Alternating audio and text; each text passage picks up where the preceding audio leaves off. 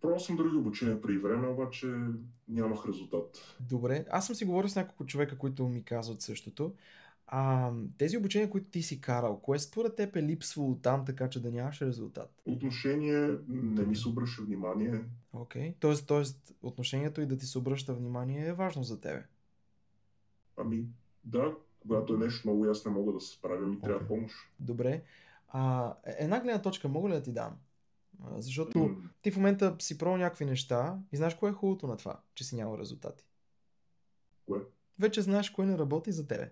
И още по-важното, знаеш кое работи. Но случва ли ти се да ходиш, например, на ресторант и да останеш недоволен? От храната, обслужване, хигиена или от нещо? Случвало се, да. Това спрява ли те да ходиш на ресторанти? На други ресторанти? Не. Разбираш ли? Не е решението грешно да отидеш на ресторант, а избора на ресторант. Така че това, че си имал някакъв негативен опит с обучение, които просто не са били твоите и не си получил това, от което ти наистина имаш нужда за да получиш резултати, означава ли, че ти ще си кажеш: аз повече никой няма да се доверявам на никой, аз повече никой няма да се обучавам и ще си остане така по течението. Можеш ли да си кажеш това на себе си? Не, със сигурност не. Окей, така че ако аз ти покажа това обучение, в което ще имаш лично внимание, ще имаш подкрепа, някой ще те буквално държи за ръка, за да сме сигурен, че ти прилагаш необходимите неща и ги усвояваш, за да имаш резултат, това струва ли ти се като нещо, което наистина би ти помогнало в този случай? Ами ако наистина е така, да. Да, окей.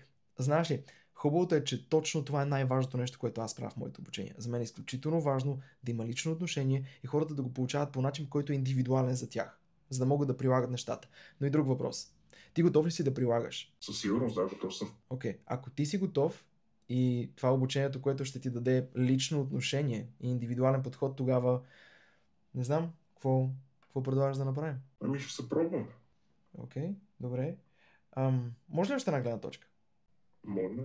Кажи ми, хората, които успяват в живота, те какво си казват? Ами, ще се пробваме или, окей, давай да действаме, ще го направим със сигурност. Давай да действаме. Окей, По-скоро. виждаш ли как ще се пробваме? Ти от самото начало при дет се казва, при старта си поставяш опция за провал. Да.